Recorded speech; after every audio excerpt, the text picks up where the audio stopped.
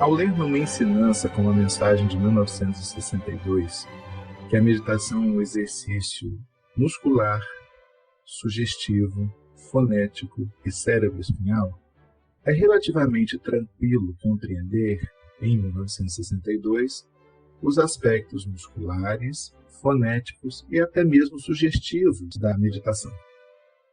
Porém, muitos detalhes do componente cérebro-espinhal, por exemplo, só foram elucidados ao final da década de 90 do século XX.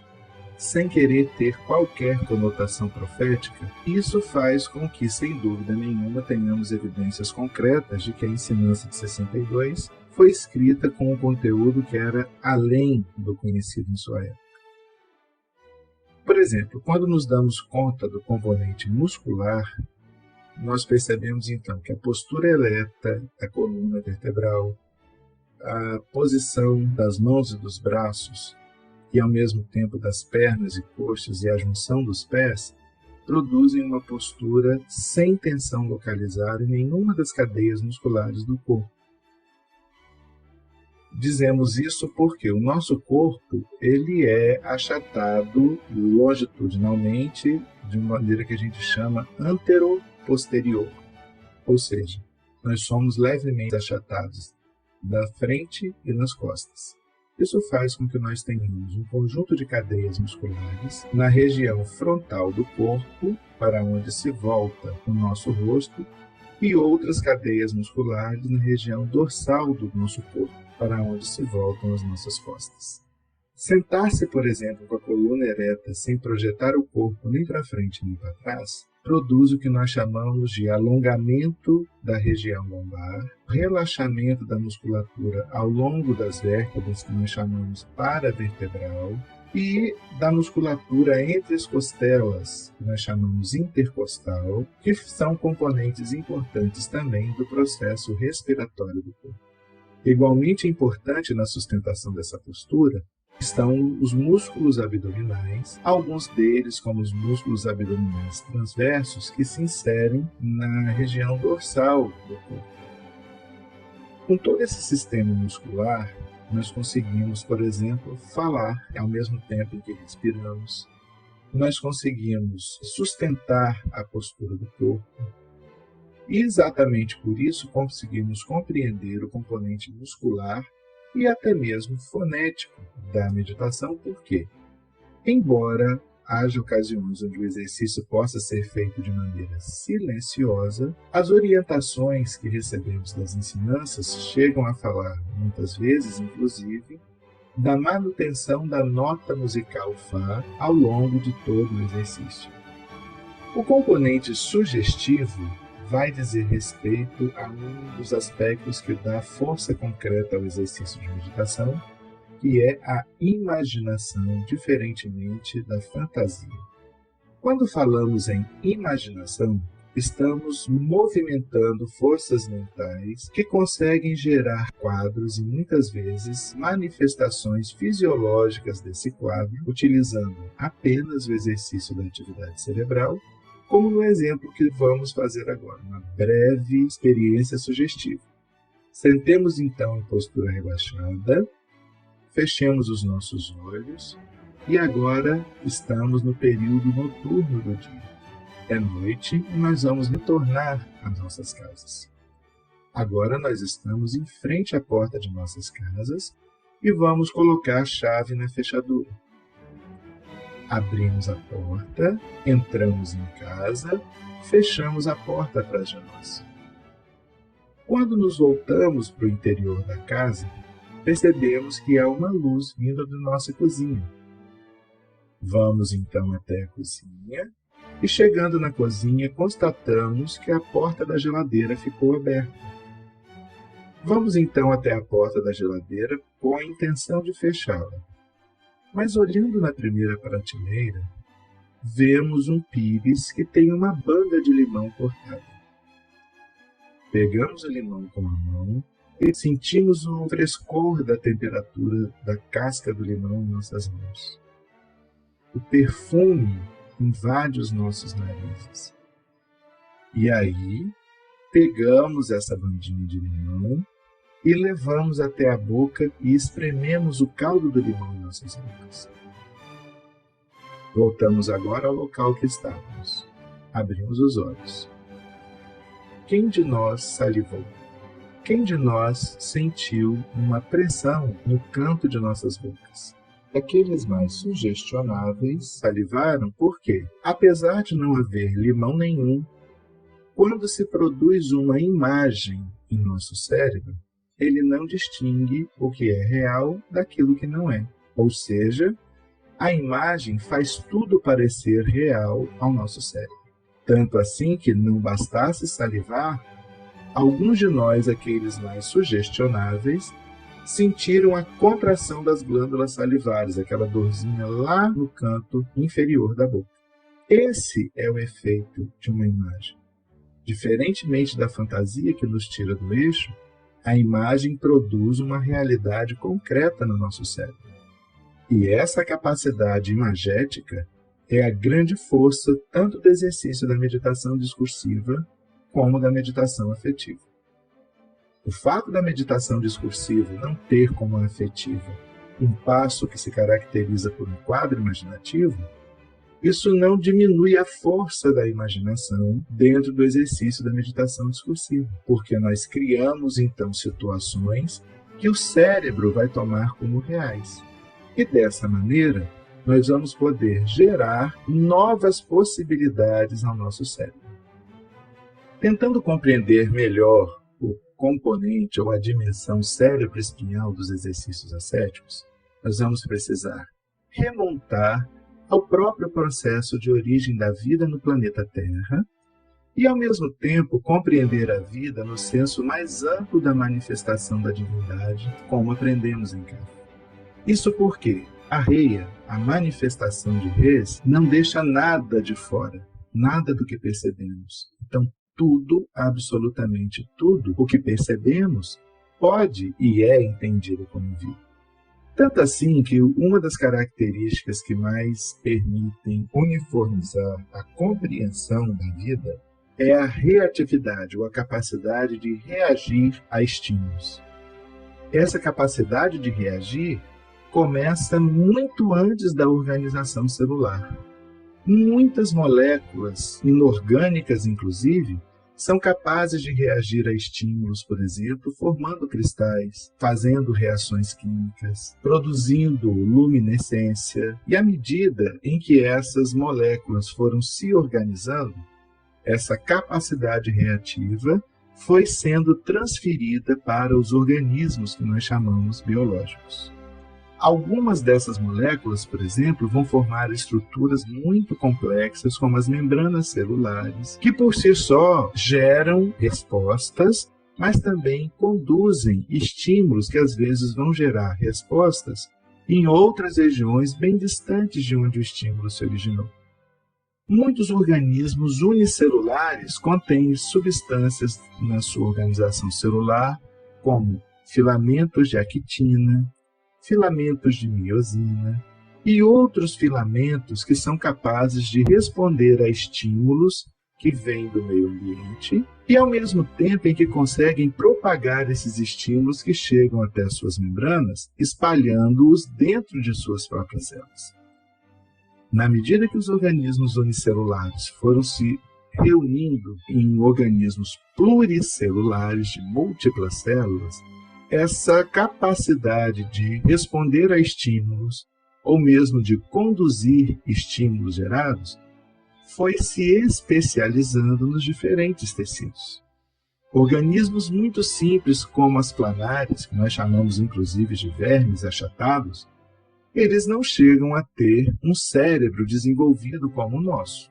Mas eles têm o que nós chamamos de um tubo neural, que foi a primeira estrutura, componente, por exemplo, do sistema cérebro-espinhal, que passou a conduzir estímulos do ambiente para toda a musculatura da planária, que faz com que ela se mova para frente e para os lados.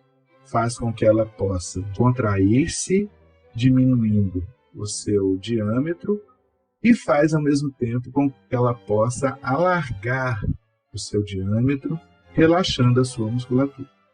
Esse tubo neural foi progressivamente se tornando complexo e houve um determinado momento onde os invertebrados, como a planária, foram se ampliando de tal maneira que passou a existir uma carapaça externa que protegia não só a musculatura do corpo, mas também esse tubo neural que começava a formar um primórdio do que seria o encéfalo, com uma estrutura que nós chamamos hoje no nosso corpo de ponte. Existem determinadas situações que se resolvem no nosso corpo como se nós fôssemos organizados como uma planária, ou seja, como se não tivéssemos cérebro. Por exemplo, se nós tocarmos com a mão uma chapa quente, imediatamente há um comando que chega até o nosso músculo que faz largar a chapa quente.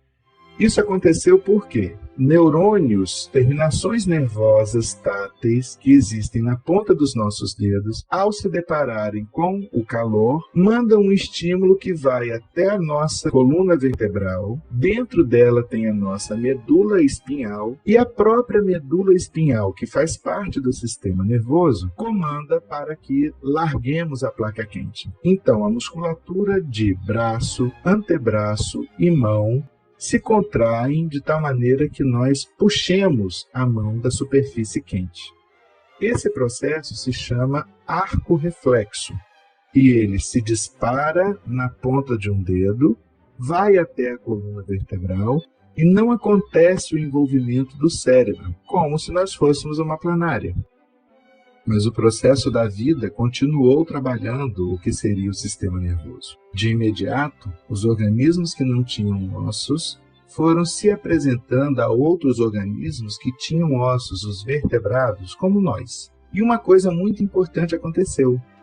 A medula espinhal, antigamente chamada de tubo neural, ela passou a ser protegida por um conjunto de ossos chamados de vértebras e que, empilhados e organizados, vão formar o que nós chamamos de coluna vertebral, cujo ápice sustenta a nossa caixa craniana, os ossos que formam o nosso crânio. A coluna vertebral, portanto, não só protege a medula espinhal, que é esse componente importante das respostas do tipo arco-reflexo aos estímulos que podem ser percebidos pelo nosso tato, mas também ela dá saída a uma série de nervos que vão ser responsáveis pela locomoção e pela atividade de vários outros órgãos distantes do sistema nervoso. Se formos acompanhando a medula espinhal no sentido dos pés em direção até a cabeça, ela vai se inserir na caixa craniana, num ponto que nós já entendemos como encéfalo, e vamos observar que ela vai formar uma organização chamada de ponte, que constitui-se do bulbo céfalo-raquidiano, uma região denominada pirâmides e outra região chamada de tálamo, que corresponde ao ápice da ponte. Nessa região que nós chamamos de diencéfalo, vão chegar os nervos que conduzem os sinais que são captados pelos nossos 5 sentidos: a visão, a audição, o olfato, o paladar e o tato. Se nós formos entender que o encéfalo é constituído pelo cérebro, a região onde se processam as informações que chegam através dos nervos, nós vamos poder entender, então, que esse cérebro pode se organizar basicamente em 2 grandes setores. Um que nós chamamos de córtex cerebral e outro que nós chamamos de diencéfalo. O córtex cerebral corresponde àquela região onde existem os giros e os sulcos cerebrais que produzem aquela superfície irregular, apresentando tortuosidades. No diencéfalo, nós vamos ver uma organização complexa, formada por núcleos especializados em determinados processamentos. No córtex cerebral vão acontecer os processos que nós vamos chamar aqui de conscientes, e no diencéfalo, aquele que nós chamamos de inconscientes, sem ter a mesma compreensão que a psicanálise tem a respeito de consciente e inconsciente. Nós poderíamos, então, sinonimizar como processos corticais aqueles que nós chamamos de conscientes. E os processos que acontecem no diencéfalo são aqueles processos que nós chamamos de inconscientes. Por exemplo, O controle da musculatura respiratória, principalmente o diafragma, acontece no diencéfalo e a gente não pensa para respirar. Entretanto, se eu olhar uma pessoa querida e quiser correr para dar um abraço nela, eu vou ter que fazer uma série de escolhas conscientes para a minha musculatura me fazer movimentar e, dependendo da necessidade, até correr para alcançar essa pessoa.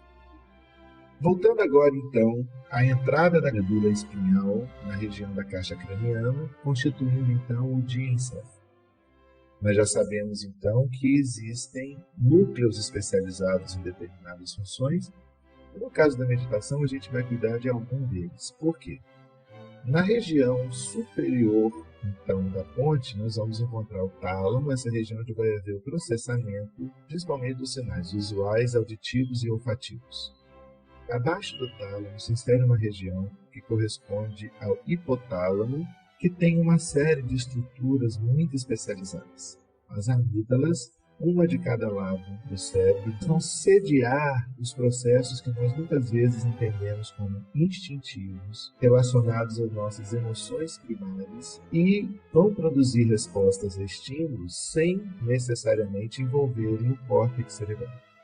As amígdalas funcionam através de comunicação com substâncias químicas que nós chamamos de neurotransmissores, e elas são capazes de provocar reações intensas no corpo, como, por exemplo, se nos depararmos com uma ameaça, um animal que nos mete medo, enfim, numa situação de estresse, nós podemos basicamente ter duas atitudes. Ou partimos para cima do nosso objeto de medo e atacamos, ou corremos. Isso envolve uma série de substâncias químicas no nosso corpo, isso envolve uma série de células que vão acabar resultando numa resposta muscular.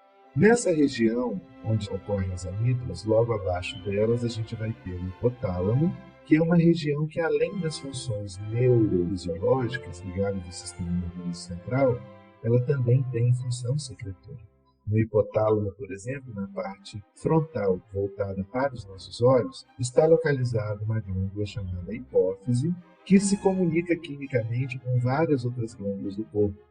E essa glândula hipófise, além da própria função secretora, ela vai regular a atividade de outras glândulas. Voltada para a nossa nuca, na mesma direção da hipófise, existe uma outra glândula muito pequena chamada de pineal ou epífise, que durante um tempo longo, até mais ou menos final das décadas de 90, aparentemente não tinha nenhuma função fisiológica, pensava-se em ser um órgão em desuso, que provavelmente desapareceria com a história evolutiva do ser humano. Entretanto, no final da década de 90, foi descoberto que ela era uma glândula importante no processo de manutenção da saúde, em função da produção de um hormônio chamado melatonina, e que era, por exemplo, responsável pelo sono reparador. Logo abaixo do hipotálamo existe uma região também do cérebro chamada de hipocampo. E o hipocampo tem uma função muito curiosa, porque ele é a sede das nossas memórias. As memórias concretas e objetivas e as memórias também subjetivas. Isso é uma coisa curiosa, porque nós podemos fazer associações de memória exatamente na mesma região do nosso cérebro, onde processamos de maneira inconsciente os estímulos que chegam através dos sentidos, aonde ocorrem as grandes associações emocionais a esses estímulos que chegam ao nosso cérebro. Porém, a história evolutiva continuou fazendo o cérebro se modificar, e posteriormente, a região que envolve o diencéfalo, chamada de telencéfalo, começou a crescer, aumentar proporcionalmente seu tamanho, e novas funções passaram a ser desempenhadas por essa unidade do sistema nervoso. A partir do momento que o córtex cerebral começa a se expandir, abrem-se outras possibilidades para a consciência se desenvolver. Na medida que o córtex cerebral caminha no seu desenvolvimento, os processos originariamente não corticais, como as reações movidas única e exclusivamente pelos sentidos e pelas emoções, começam a ganhar uma nova dimensão. A organização do córtex cerebral começa a permitir que se possa desenvolver a vontade e aplicá-la no direcionamento dos processos cerebrais. Dessa maneira, a percepção que antes era originada pelo arco reflexo e que não necessariamente precisaria passar pelo cérebro, começa então a trocar a sua rota. Além do arco reflexo, estímulos que originariamente se resolviam em ações de movimentação de músculos, passando apenas pela medula espinhal, passam a gerar uma nova rota que leva informações até o cérebro. E começa então a percepção e a discriminação daquilo que pode ser entendido como dor. Ao mesmo tempo, abrem-se as possibilidades do caminho contrário. O caminho contrário se originaria a partir de processos iniciados pelo cérebro sem que necessariamente houvesse um estímulo externo. Por exemplo, a capacidade de imaginação, de introspecção, de reflexão, de análise, que sem dúvida nenhuma nos preparam para processos de trabalho interior como a oração, a meditação, o exame retrospectivo, que sem dúvida nenhuma, partindo de um direcionamento originado no córtex cerebral, nós acessemos as regiões que antes estavam guardadas ou misturadas em nossas memórias no hipocampo, ou mesmo envolvidas numa trama emocional bastante intensa e até mesmo instintiva, reacional apenas, que estava no nosso diencéfalo, partindo, portanto, de movimentos originados no córtex cerebral, nós podemos acessar aspectos que antes estavam emaranhados em nosso sistema límbico, aquela região de domínio das amígdalas, onde os processos se davam sem que houvesse a participação de uma possibilidade de consciência, sem que houvesse o envolvimento do córtex cerebral. Esse movimento de revisão abre para nós as portas de dar uma nova interpretação da realidade, uma nova descrição dos eventos que temos vivido até hoje.